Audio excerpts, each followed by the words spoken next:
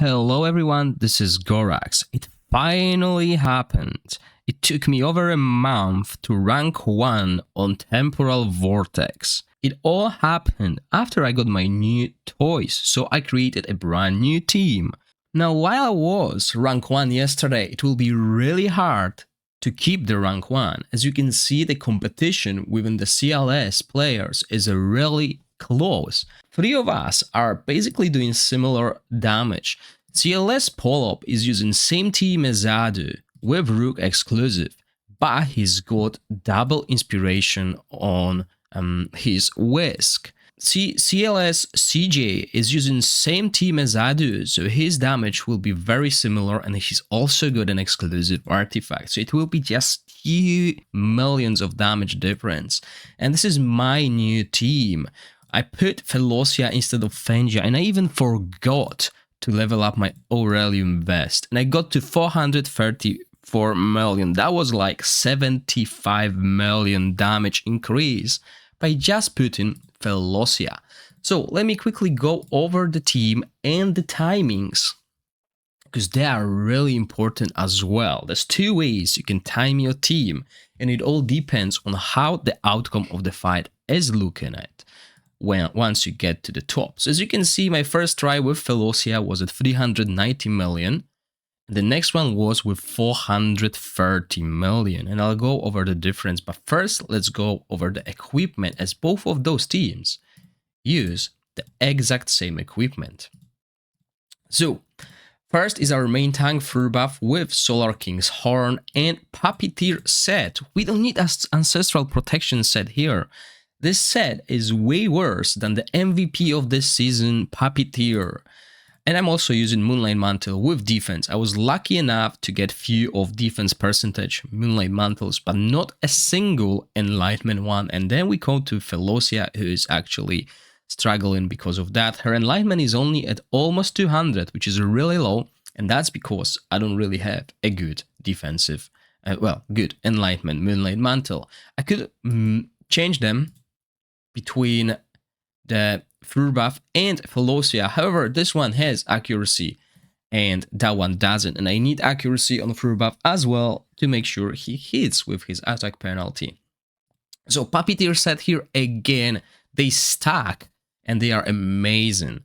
Now I need to level up Velocia's Aurelium Vest, which I forgot about yesterday. This will give me an extra 7.5% damage reduction to all my allies. On top of that, this artifact will go to 60% defense increase, which again increases everyone's defense, making them way stronger. And the team can survive up to 210 stacks now, with the DPS dying around 150-160. Whisk is the only damage dealer that can survive a little bit longer.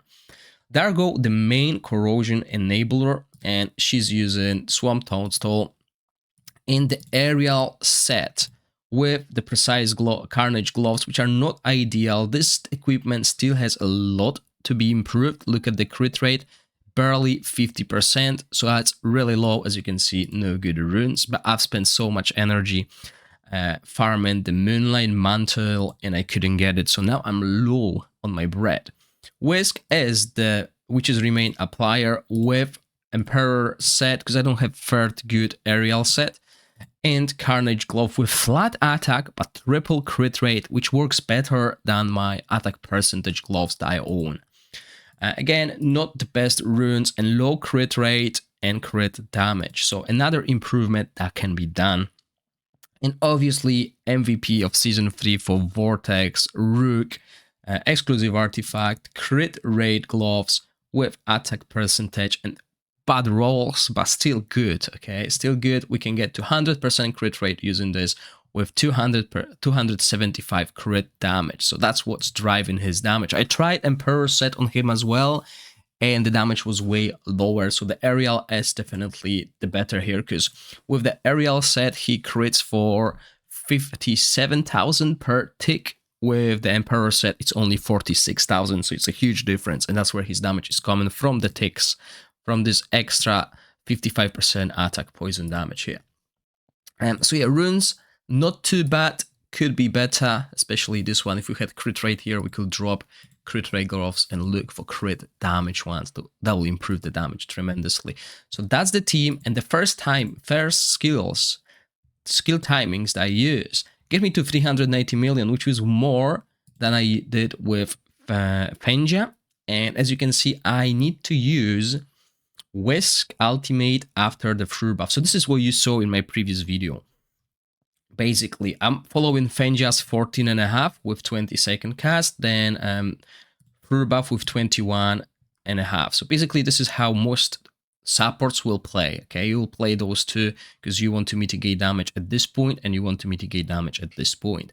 Since I don't have anyone to cleanse, but we have a buff that cleanse, the team can survive quite a lot because Fleur buff's battle skill will remove the defense penalty. Next week, when the buff is gone, it will be way harder to recreate this damage. Now, the rotation of the damage dealers, we obviously want to apply witches remain first. So we cast Whisk Ultimate at 22 seconds. But since this ultimate of Dargo has 3 seconds cast time, it will hit the boss after the Whisk applies witches remain.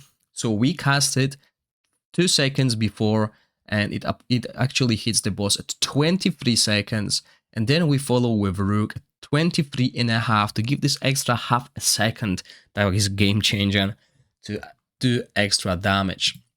So when I ran this team, my tank was the first to fall. Fleur buff died, and then everyone else followed, which is okay. I guess this is what you want, but I wanted to try a different approach and changed my timings. I changed them to go with Felocia, keeping the tank alive. And this worked so much better in my case. In your case, it might not. So this is why I'm showing you 2 skill timings so you can try them.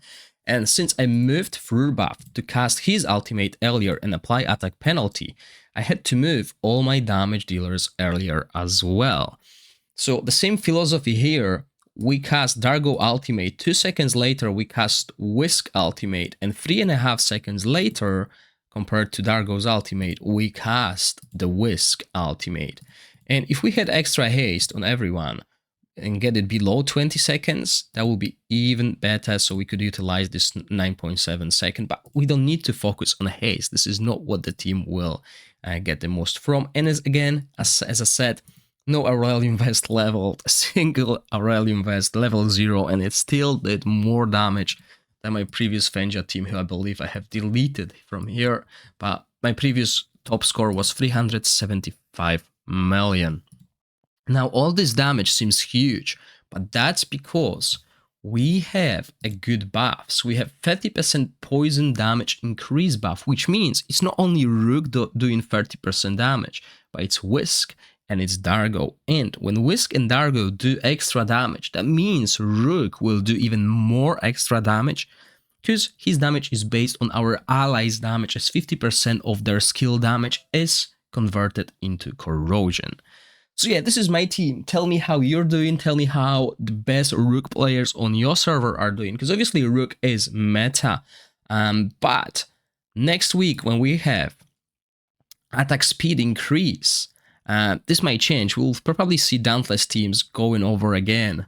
Maybe not top 5, but they will be high. And the week after this, as I checked on a test server, we will have Flora damage increase. So I'm looking forward to seeing that, as I believe Flora is rank 2 at the moment on Vortex, but with proper buffs, she can probably overtake Rook, thanks to scenario, basically, that the supports are making these meta teams. Basically, as you can see, the difference between having Felocia and Fenja is huge. I hope you enjoyed the video. If you do, please click the like button and consider subscribing to my channel. As always, thank you for watching. Stay safe. Bye.